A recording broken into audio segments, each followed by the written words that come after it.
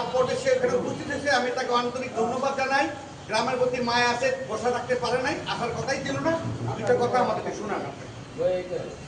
বিসমিল্লাহির রহমানির রহিম। উপস্থিত আজকে গ্রামের সভার সভাপতি, এই মসজিদের সভাপতি, আমাদের গ্রামের ভারপ্রাপ্ত মাননীয় হেলাল সাহেব, উপস্থিত এই 2 ওয়ার্ডের বর্তমান মেম্বার, সাবেক মেম্বার এবং গ্রামের মুরব্বিয়ান ও ছাত্রদের ভাইয়েরা, আসসালামু আলাইকুম। আজকে আমরা যে গ্রামে মিটিং করতেছি, একটা মিটিং হচ্ছে আরেকটা হইতেছে, গ্রামে সাধুবাদ জানাই, একটু ভালো উদ্যোগ। কিন্তু আমরা যা বলি তাদের কাজে পরিণত করি। কথা বললাম একটা, কলাম আর একটা, আমি বললাম সুদ খাই না, ঘুষ খাই না, নিজে খাইলাম, এটা কোনো পরিবর্তন হইব না। আমার সামনে নিলে ডর না করলে ভিতরে কইব। আমি আমার সবচেয়ে বড় কথা হলো, আমার যে এলাকার সংসদ সভাপতি বশির রহমান সাহেব, উনি খুব ডিটারমাইন্ড। আমাদের গ্রামে নতুন গেছিল, যারা গেছে তারা কথা, এবং আনুষ্ঠানিকভাবে আমাদের থানাতে গভীর হয়েছে, আইন শৃঙ্খলা গভীর দিয়েছে, অনেক কিছু হয়েছে, অনেক দায়িত্ব আছে। তো সবচেয়ে বড় কথা হলো, উনি মাদকের বিরুদ্ধে জিরো টয়লেট, যেটা প্রধানমন্ত্রী বলছে, এটা এতে আরো করা হবে। উনি এই ব্যাপারে কোনো কথা বলছে, বলতে রাজি না, কোনো সুপারিশ শুনতে রাজি না। এই ব্যাপারে যদি কোনো সুপারিশ কথা আমার মধ্যে, তার কাছে বান্ধা রাখতো।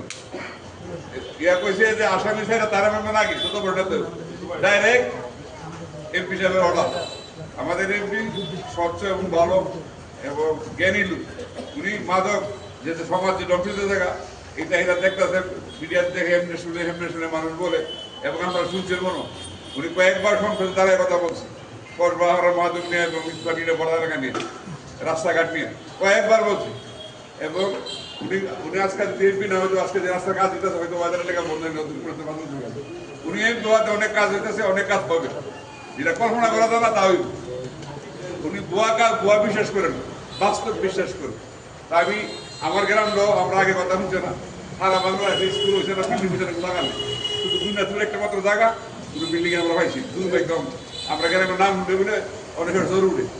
তখন যাও, আমরা সবাই যদি সম্মিলিত এই গ্রামটাতে চিন্তা করি, তাহলে আমরা এই গ্রামে অনেক কিছু হবে। আপনারা সবাই সহযোগিতা থাকলে অনেক কিছু গ্রাম হবে, এটা ইনশাল্লাহ, এটা আমি নিজে বলতে পারি। এবং আমার সেই বিশ্বাস আছে, আমি আপনারা সবাই এক থাকবেন, ভালো কাজ করবেন, ভালো ফল পাবেন। আপনি যদি ভালো কাজ করেন, আপনার ছেলে মেয়ে অবশ্যই পারবেন। আপনি যদি আরো কাজ করবেন, গিয়ে দেখবেন ঘুরাই গেড়াই যে তার ছেলে অন্যায় করে বিচার না করতে, আর কোনো ছেলে বিচার করবো কেমনি? ওই আমার মধ্যে আকাম করছে, আমার মধ্যে চুরি করছে, আরে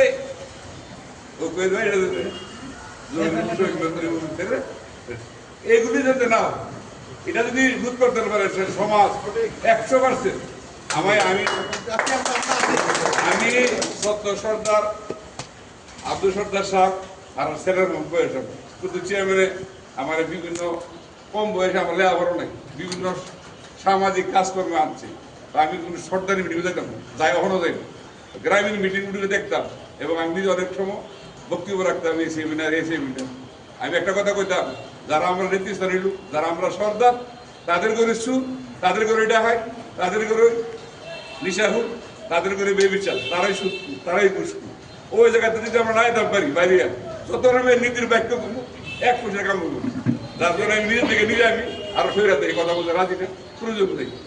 আমি সবাই এই লাইনে থাকবেন, এবং যার যার পরিবার, যার যার ছেলে মেয়ে নিয়ে চিন্তা করবেন। এবং অবশ্যই আমার যদি ডাক্তারের দ্বারা আমার মেয়ে যদি পিএইচডি করতে পারে, আমি তা হতো নাকি আর দুটো কথা, আমি যারা আছে সব কম শিক্ষিত, আমি এটা চেষ্টা করতে দেবো, এটা দান দান রাখতে দেবো, এবং সেই কথা রাখতে দেবো। এটা হলো বড় কথা। কে কি করলো এটা কথা না, আমি কি করলাম এটা আমার বলে আর দিব। এই বলে আমি শেষ করলাম, অনেক কথা করে রয়েছি। আমরা কোনো কথা এক লোকের আগে দেন, আমার মাপ